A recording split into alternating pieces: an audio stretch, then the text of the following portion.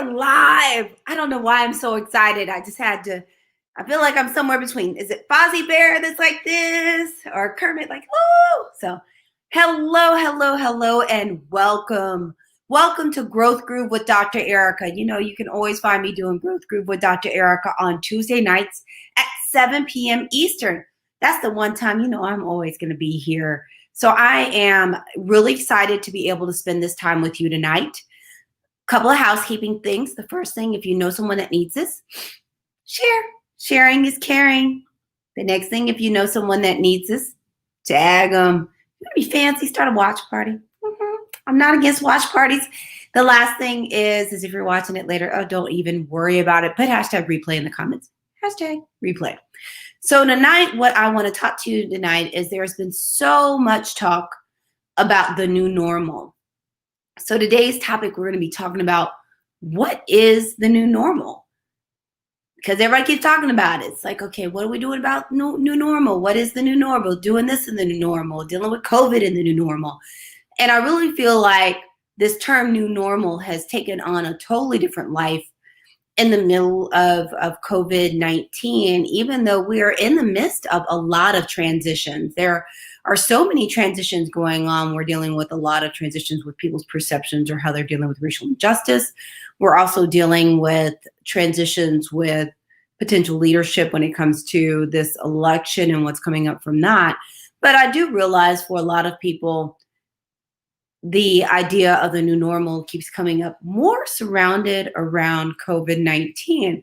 So today we're going to just have a little talk, and we'll have a little chat about what even is this new normal.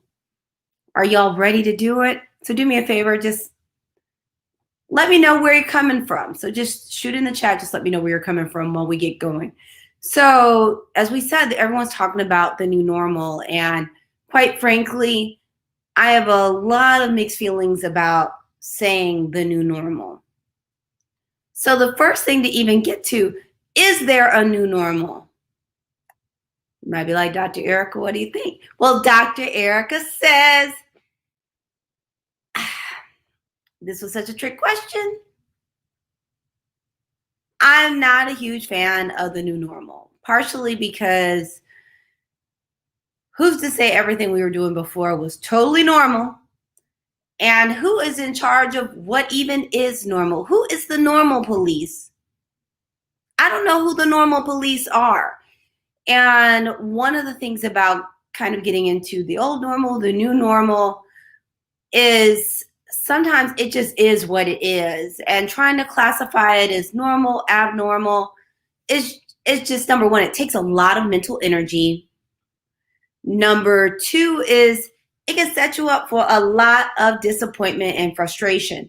So one of the reasons I haven't been a huge fan of the terminology of using the new normal, and no knock on anyone that's using it, I definitely understand what the concept is that it sets up this dichotomy of what was and what is. But it sets it up in a way that it kind of brands all this difference in everything that is new and everything that's an adjustment as an automatic negative, which just can be extremely stressful to think that way.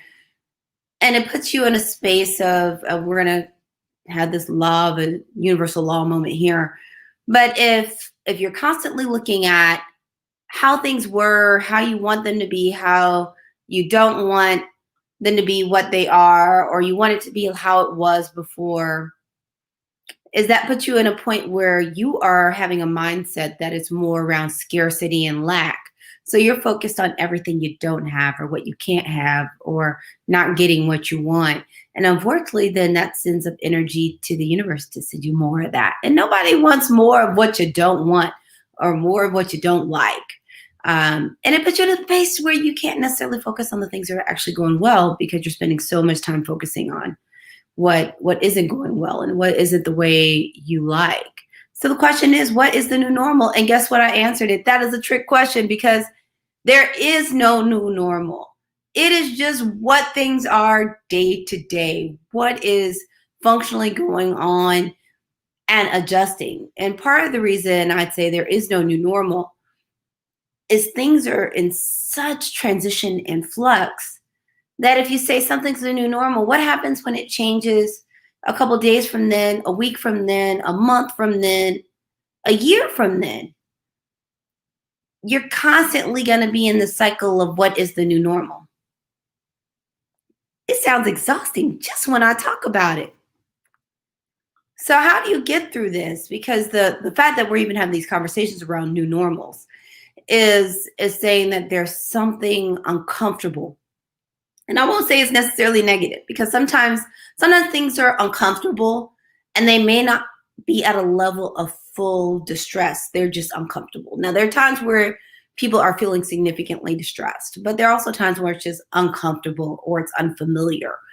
And to me, the key to deal with why we're even coming up with these new normals is the key is acceptance. The key is the importance of being able to, sometimes you have to accept what is. That doesn't mean you can't change it and you are powerless, but it keeps you from being frustrated around the things that you can't control. You can't control the past. You can't control the moment before the moment you're in.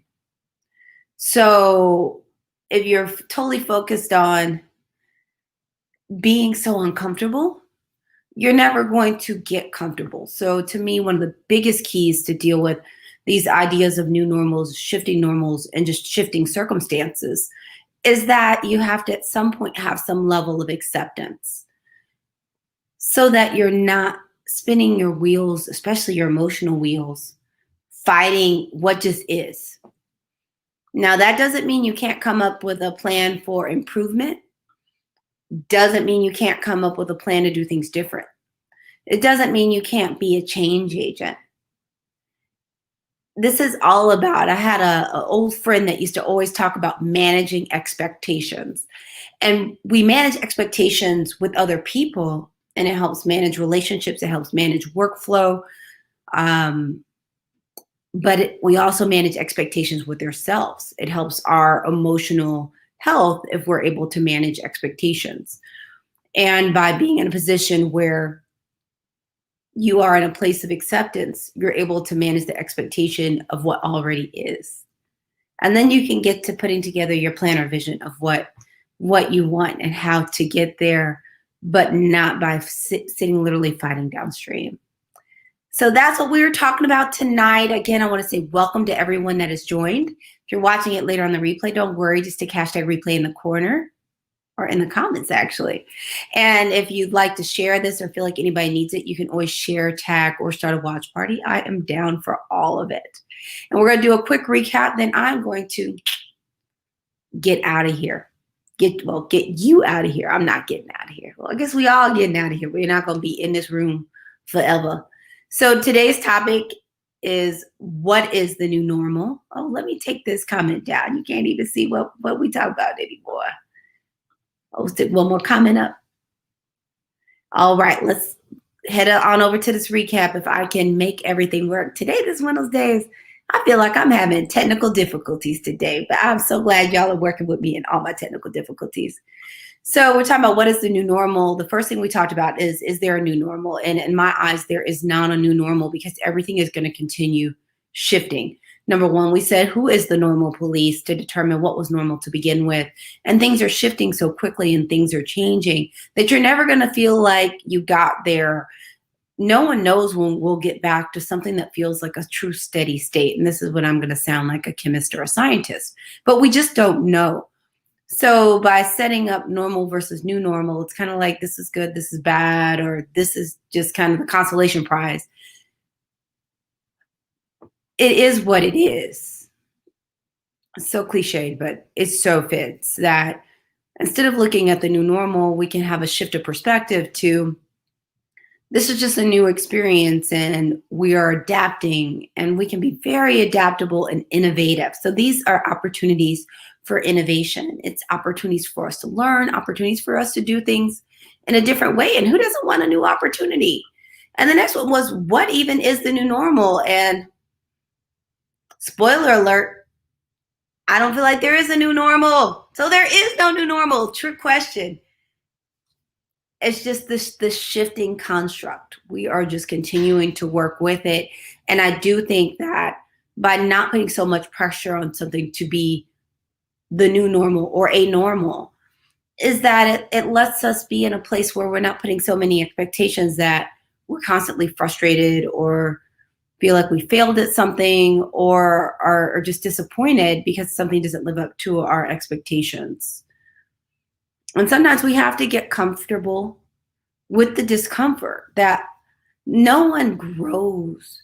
You never hear a story about someone that had some major spiritual awakening or changed the world or did something hugely innovative. None of those stories have. It was an easy road that was already put together.